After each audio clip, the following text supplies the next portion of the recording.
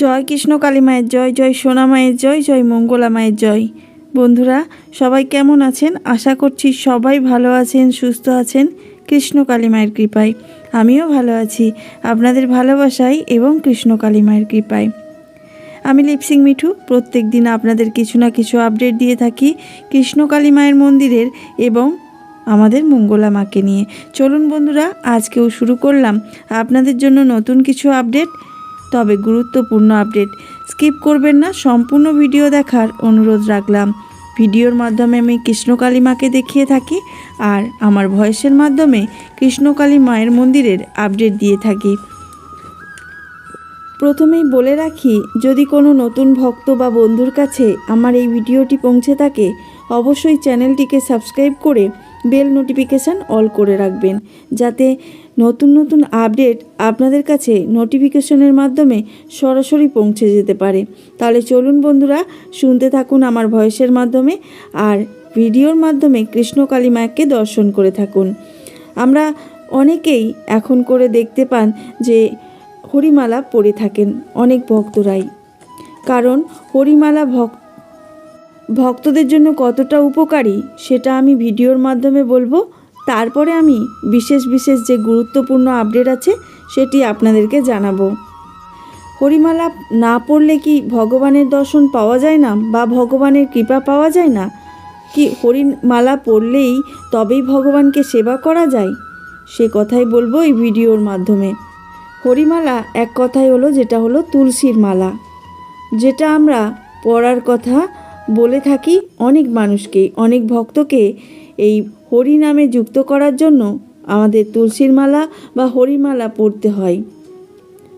ভক্তরা কেন এই মালা বা তিলক ধারণ করেন সেই কারণগুলি আমি আজকে ভিডিওর মাধ্যমে কিছু কথা বলবো। মালা বা তিলক ধারণ করা হলো একজন ভক্তের পরিচয়।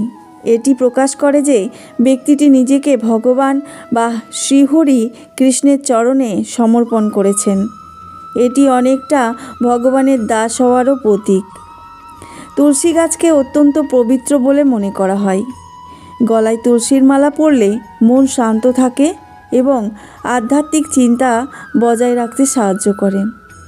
এটি কাম, ক্রোধ ও লোভের মতো নেতিবাচক আবেগ নিয়ন্ত্রণে সহায়তা করে বিশ্বাস করা হয়।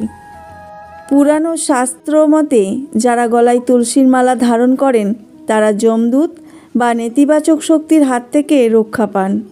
এটি ভক্তকে আধ্যাত্মিক সুরক্ষাও প্রদান করেন। তুলসী একটি ঔষধি গাছ। গলায় তুলসীর কাঠ বা মালা শারীরিক দিক থেকেও অনেকটা উপকার করে থাকে, যেমন রক্ত সঞ্চালন ভালো হয়, মানসিক চাপ কমে, শরীরের তড়িৎ চৌম্বকীয় শক্তি ভারসাম্য সম্পন্ন থাকে। মালা পরলে নিজের মধ্যে একটি পবিত্র ভাব থাকে। আয়না যখনই নিজেকে দেখা যায় বা মালাটি স্পর্শ করা হয় তখনই ভগবানের কথা মনে পড়ে। এটি এক ধরনের স্মরণ শক্তি বা স্মরণ ভক্তি। এবার আসি ভক্তদের যে হরি মেলা হয়ে থাকে সেই মেলার কথা। হরি মেলায় মূলত ভক্তদেরই সমাগম বেশি থাকে। সেখানে সাধুগুরুদের বেশিরভাগ সমাগম। ঈশ্বর ভক্তি জাগ্রত হয় এই মেলায়। মহাপুরুষরা বলেন, সৎসঙ্গ ভগবান লাভের পথ প্রশস্ত করেন, তাই সৎসঙ্গ করতে হবে। ভগবান এ কথাই বলেছেন। শুধুই যে হরি মেলায় ঘুরলেই ভগবানকে পাওয়া যায় তা কিন্তু না। শাস্ত্রমতে ভগবান মেলায় নয়, বরং ভক্তের হৃদয়ে বাস করেন। শ্রী রামকৃষ্ণ পরমহংসদেব বলতেন, আন্তরিকতা থাকলে ঘরে বসেই তাকে পাওয়া যায়। যদি মেলায় গিয়ে ভগবানের নাম বা গুণকীর্তন মগ্ন হয়ে তাকে পাওয়া যেত, তাহলে আর ভগবান মন্দিরে থাকতেন না, মানুষের হৃদয়ে বাস করতেন না, মেলায় মেলায় ঘুরে বেড়াতেন। ঈশ্বর সর্বত্র আছেন ঠিকই, কিন্তু তাকে মন থেকে ডাকারও মানসিকতার দরকার আছে। ঈশ্বর সাধনার জন্য প্রয়োজন একাগ্রতা ও স্থিরতা। মনকে শান্ত স্বভাবের করতে হবে, তবেই ভগবানের লাভ করতে পারবেন। বৈষ্ণব ধর্ম বা অন্যান্য সনাতন মতে নাম সংকীর্তন কলিযুগে ঈশ্বর লাভের শ্রেষ্ঠ উপায়। যদি হরি সংকীর্তন করা হয়, কেউ যদি সেই নামে মজে যেতে পারেন, তবেই তা অবশ্যই আধ্যাত্মিক পথে এগিয়ে নিয়ে যাওয়া যায়। আমরা অনেক তীর্থস্থানেই ঘুরে বেড়াই ভগবানের দর্শনের জন্য। ভগবান তীর্থস্থানে আছে অবশ্যই, কিন্তু মনের মধ্যে ভক্তি আর ঈশ্বরের প্রতি টান নিয়ে সেখানে যদি যান, অবশ্যই ভগবানের কৃপা আপনি লাভ করবেন। তীর্থস্থানে যাওয়া হলো একটি সুযোগ। সেখানে গিয়ে যদি মন ভক্তি জাগে, ঈশ্বরের প্রতি টান অনুভব হয়, তবেই তা ভগবান পাওয়ার পথে সহায়ক হতে পারেন।